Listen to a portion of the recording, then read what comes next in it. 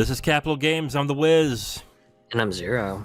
Zero. No news really today that we've had from the weekend as well. This is usually another dead point when it's no news comes out when it's a holiday. But we thought since some big games are coming out in the next couple of weeks, that we would discuss them a little bit before they come out, but we're not talking about the game itself, as we are a business podcast that focuses in on the gaming industry. We thought we might talk about the business of it, which in detail would be the sales projections that we think that these games are going to have. So with that, Zero, you made the suggestion that we should talk about Fire Emblem Engage, the new Fire Emblem that's coming out in about, is it a week or is it this coming Sunday? No, it's this coming Friday, the 20th. Friday, okay. Well, yeah, Nintendo games are always a Friday release. I thought they were always Sunday. They're coming.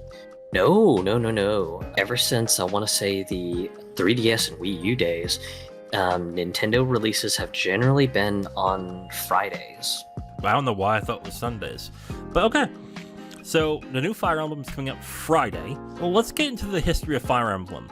Before Fire Emblem Awakening, sales were not very hot on Fire Emblem. In fact, if I recall correctly, the Fire Emblems before Awakening ended up not making sales projections or doing a good job from each release. From the Fire Emblem from GBA to, I believe, the last one that did was the Wii version, which was Radiant Dawn. Am I right? Yeah. Right. Yeah, Radiant Dawn was the last major release before Awakening happened on 3DS. And from what it sounded like before Awakening, well, this was actually confirmed, right? That the sales weren't doing so hot in Japan either. Essentially, Fire Emblem was going to go away after Awakening, and Nintendo was not expecting Awakening to sell a lot of copies. Well, as it turns out, and how legend has shown at this point, is that Awakening did fantastically. It was one of the best reviewed games of that year, and it sold a lot of copies, a lot that Nintendo was not prepared for. I believe one of the things that with Awakening that had the problem was it was hard to get copies at the time. And people and that's what got a lot of people, including me, to buy digitally from the eShop at that point. And that's what essentially led people to, I believe, buy Fire Emblem Awakening in droves. Because one, it was the only good game at the time for the 3DS out, and people were raving about it. But also, it was a really good game. Oh my god, it's still my favorite Fire Emblem. But that doesn't mean also that the sales have been bad for Fire Emblem since. Even their remakes and their lesser celebrated titles, they've actually sold very well. So Fire Emblem Awakening jumped the franchise into probably one of what would be Nintendo's top 5 franchises at this point. I believe so. And the funny thing was, Awakening, in some ways, while being mostly a traditional style Fire Emblem game, it did something huge that was a major departure from a lot of the other Fire Emblem games. And some speculate that this was probably sort of the renaissance that the series had needed and everything. And really, it was the whole concept of romancing characters.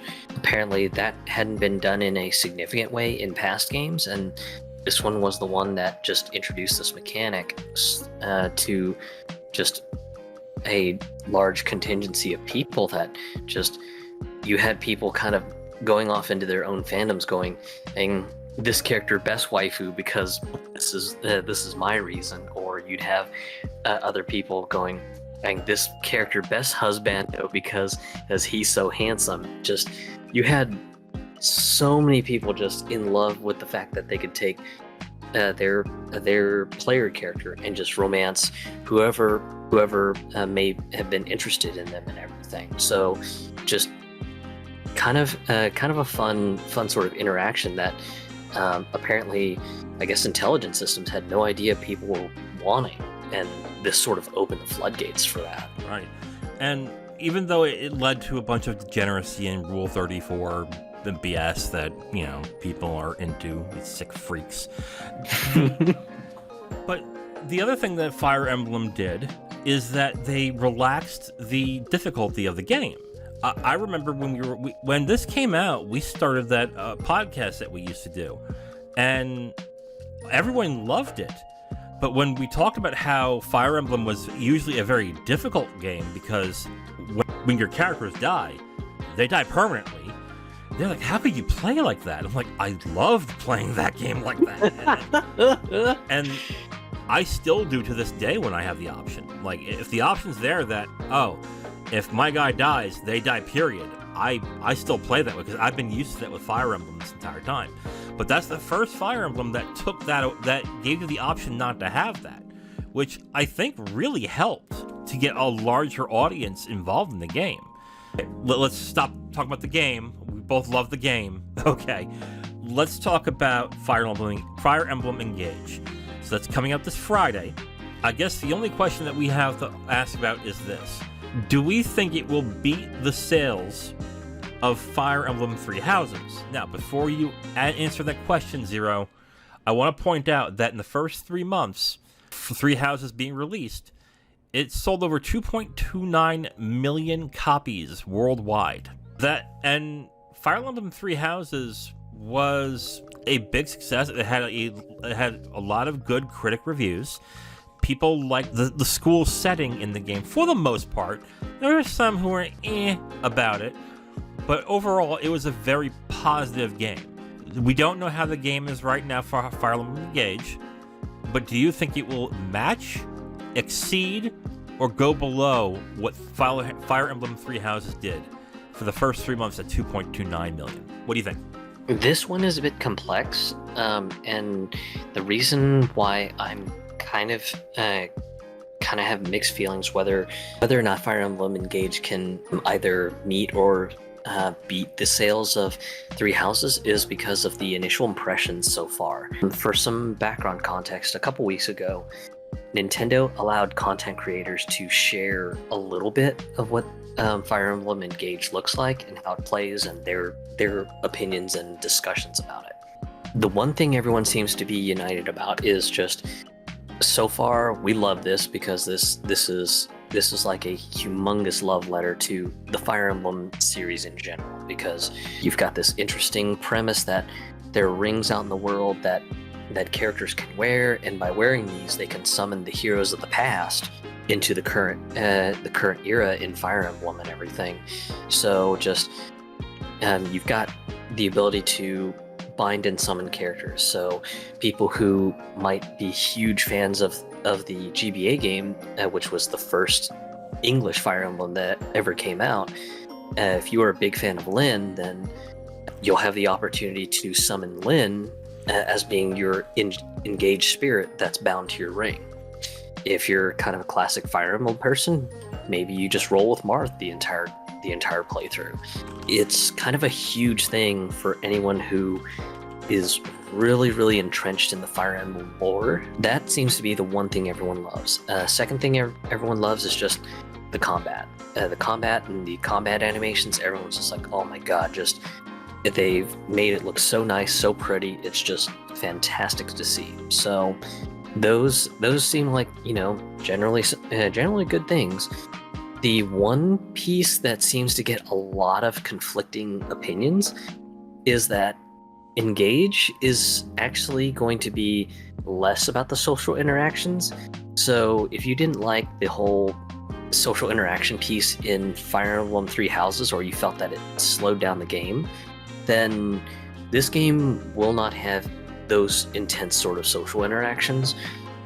For the people who didn't quite like Three Houses too much, they may feel that the discontinuation of all the social link stuff is probably going to make the game feel more streamlined to you.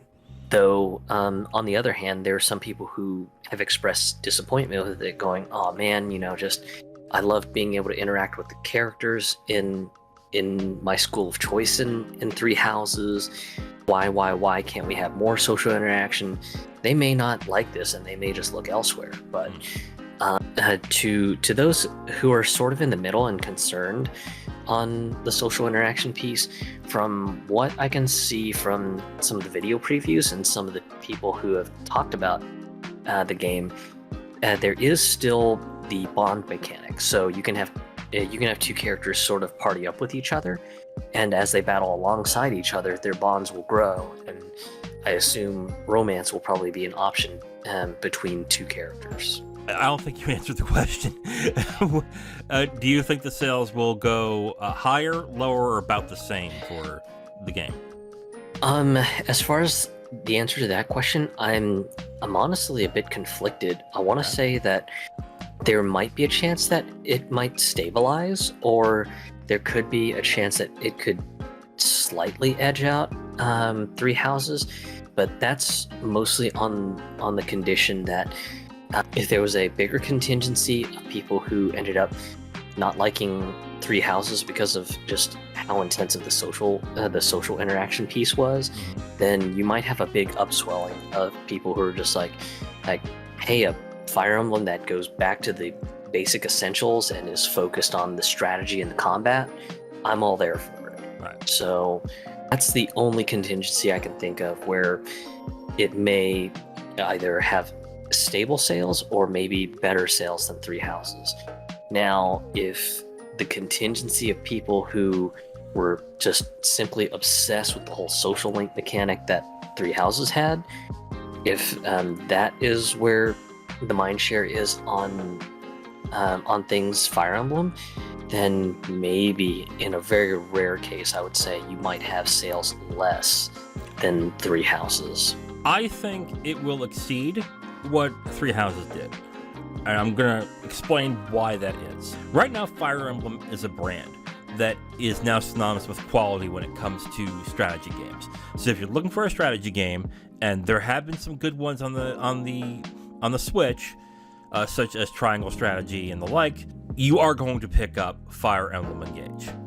Unless it is turned out to be a complete turd, which doesn't sound like that's happening, you're picking it up at this point. On top of that, there is something that not a lot of people discuss when it comes to Fire Emblem that they don't put into consideration as to what's increasing the sales of the newer versions that are coming out. And I wonder if you can guess what it is, Zero. What do you think I'm talking about? I'm gonna have to let you just spoil the answer on this one. Fire Emblem Heroes. Fire Emblem Heroes makes the most money out of any game right now than anything Nintendo has on mobile or other. I think Fire Emblem makes more money than most of the games that it has on most of its like with the exception maybe Zelda. Fire Emblem Heroes makes a ton of money. As of 2022, Fire Emblem Heroes has made over $1 billion in revenue when it comes to sales and the money it makes. It is continuing to be popular, it continues to get updates, and it continues to bring money in for Nintendo. The reason why I'm mentioning this is because they are going to be advertising this game on that app. And if you want the mainline experience, if you want what Fire Emblem is all about and a big Fire Emblem, they're going to plaster that game, the advertisement for that game, onto that app. And I think that's going to bring even more sales than it has back in the past. So based on that alone, I think it will reach about 2.75 million. I don't think it's reaching 3, but I think it'll be 2.5 to 2.75 million in the first 3 months that it comes out to. That is unless it turns out to be a dog of a game. But other than that, I think it's just going to go up at this point. So I can understand where you're coming from here when you're mentioning that maybe a certain system is not there, but what gets people engaged in that system is if the battle mechanics are good. I love the Persona games, don't get me wrong, but if the Persona games was just those social links and that's it, I don't think people would be just as enamored with it if it wasn't for the tight combat and really good strategic systems that are in that game as well. Same thing with Fire Emblem Awakening. What brings people into that is the gameplay and not the social links. The social links are interesting, but as long as the game is good, they'll try it no matter what. If the social link system is in there, there is a small contingency of people who will say, "Oh, no social links, I'm out." They might say that, but I think the vast majority of them are going to be like, "Well, no, if the gameplay's tight, I don't care. Yeah, it sucks, but okay, that's fine, whatever. And then when you have all these different people who are going from Heroes into the Switch Fire Emblem Engage, and they're using characters that they have heard of, for example, Marth, Lyn, whatever, and they're going to be in that game. I think this is gonna mean bigger sales than I think what's leading on right now. So I think at this point, again, unless the game turns out to be a dud, I think it hits 2.5 to 2.75 million first 3 months. Yeah, I mean, the point that you made about Fire Emblem Heroes sort of being a gateway drug is definitely a great thought too, because yeah, just I could easily see Nintendo injecting some sort of like little banner ad or something saying, hey, by the way, did you know Fire Emblem Engage is out on Switch right now? And for anyone who might have only just had a majority of their Fire Emblem exposure being Fire Emblem Heroes, maybe they have a Switch laying around, maybe they end up going, hey, I want a more full-fat experience. It's kind of a great gateway drug to see that ad and go, maybe I'll pick this game up. So that's a great point that I'd completely just forgot too. So you make a great point there. I forget about Fire Emblem Heroes 2 most times. I played it when it first came out, and I've kind of just forgotten it existed for a long time. But apparently the sales have been really good on it and continue to be pretty solid. So, because wasn't it about a year ago Dragalia Lost got shut down from Nintendo? No, it shut down this past November. Oh, okay. So, and the sales on that, I think, reached about 220 million, I believe, for that game. But Fire Emblem Heroes has made right now over $1 billion, and it's still going. So, I would have to think that that game has to be bringing more people in. Now, do I think it's a large amount? No. I just think it's enough to where the fans who are used to that classic experience and from Awakening will buy the game, and then it'll bring in just enough, more than enough to break that sales projection of 2.26 or 2.29. I'm sorry.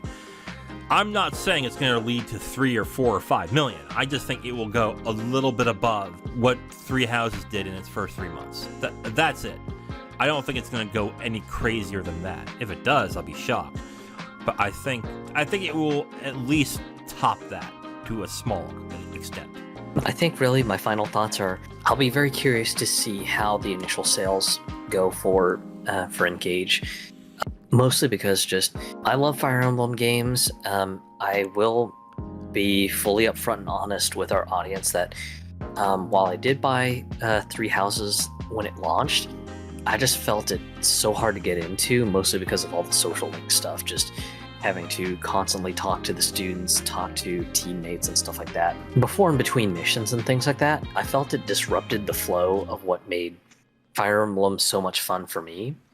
Really curious on Engage, because I think Engage is a little bit more up my alley, and yeah, I'll definitely be paying real close attention to it, because yeah, just I feel like I would be one of the people who would likely just be a huge fan of Engage, because it seems to be more back to basics, but at the same time also being a humongous tribute to the Fire Emblem series as a whole. I got 3/4 into it and I bounced. Nothing to do with the quality of the game, but I think I've gotten to a point where if I start to tail off on an RPG or anything like that, I kind of just move on. I don't like brute forcing my way through a game just to beat it. So that's really the only reason why I haven't completed. But I definitely really liked Three Houses. It's no Awakening, but I definitely enjoyed it. So why don't we get into total sales? Right now, as of, I believe these statistics are after December 2021. I doubt it's gotten any higher than this, but total sales for Three Houses was 3.82 million. And it started a spin-off called Fire Emblem Warriors 3 Hopes that came out last year around June. I don't have the sales on that yet, but let's stick with the total sales on that.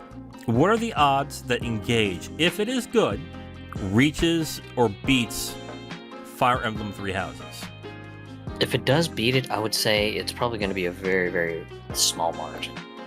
But Okay. that's under my presumption that there may have been a whole bunch of people who ended up checking out of Three Houses because they're like, oh, social links, nope, I don't want anything slowing down the rhythm of me playing Fire Emblem. I just want to concentrate on just the bare basics for story and just the exciting battles and just perfecting strategies on the battlefield and stuff like that.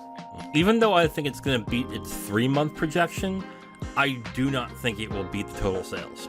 I think it will probably reach 3.5, 3.6 around that time, and then that will be it at that point. Because let's look at what are some other Switch games that are coming out in 2023 this year, in the beginning at least. I mean, we have Octopath Travelers coming out. We have, of course, the Kirby remasters. Octopath is coming, was it February, March? Yeah, I think so. Yeah. Maybe not in the strategy aspects. Like, maybe not in strategy, but an RPG. There are quite a few coming out. And even though they are two different games, usually RPG fans and strategy fans are kind of one and the same. So that might hurt its sales a little bit. But I think at this point, yeah, Octopath is coming February. So next month. Okay. Yeah, and a day before Fire Emblem Engage comes out, you've got Persona 3 and 4 Portable. Persona 3 Portable and Persona 4 Golden coming. Yeah. So that may be great for anyone who wants more of the social link interaction. Then yeah, I could see them just checking out and going, I've always wanted to play Persona 3 Portable or Persona 4 Golden, so no social links in Engage. Okay, well, I know what I'm buying. Because I think the 2-pack download of both Persona 3 and 4 is going to total about $40 on the eShop, I think. In my opinion, I think it will beat Three Houses sales in the first 3 months, but it won't reach its total. I think that is essentially what's going to happen. I think that it will get close, but I don't think it will beat the total amount of that at least. What do you think? Okay. I would be inclined to agree with you on the 3-month prediction, but the overall sales, I kind of deviate and say that it might meet the total number, but depending on just the reception of the game, right? If it is indeed more focused and it brings back those who may have checked out of Fire Emblem Three Houses, then potentially you could see just total overall sales maybe beating out Three Houses, but that's kind of my thought on the matter. We have differences of opinion on what we think it will do. Who do you think is right? Or if you want to tell us after, who do you think was wrong? Let us know on the comments section or let us know on social media, and we'll be sure to be conciliatory or gloat and say who is right or wrong. I don't know. We'll see what happens. I believe Fire Emblem Engage also has a season pass as well too. Yes. So, and the season pass content, I know usually the first pack of the content is usually XP and gold maps. So yeah, anyone who's wanting to turbocharge their parties are probably gonna end up grinding those maps like crazy. But I think really just the bigger question is going to be what's going to be in the rest of the season pass, because I know in the past they've done like the summer vacation sort of anime story, that's usually a trope, and maybe one serious story expansion. I don't believe that they've revealed anything substantial, but I'll definitely be curious to see what the overall plan for the season pass is as well, because if the season pass content is good, that could potentially be yet another gateway drug for Fire Emblem Mega fans to go, hell yeah, I gotta buy this game like today. All right, well, on that note, this is the end of this discussion on the Capital Games. Tune in next time where we talk about other things that have happened in the gaming industry. I'm The Wiz. I'm Zero. And we will talk to you next time. Bye. Thank you for checking out Capital Games, where we cover the business side of the video game industry. Please like, subscribe, and comment if you enjoyed the video. You can also subscribe to the podcast if you prefer to have it on your podcast feed. And check us out on our socials and email us if you have a question, comment, or suggestion. Thank you for watching and listening. We'll hear from you next time.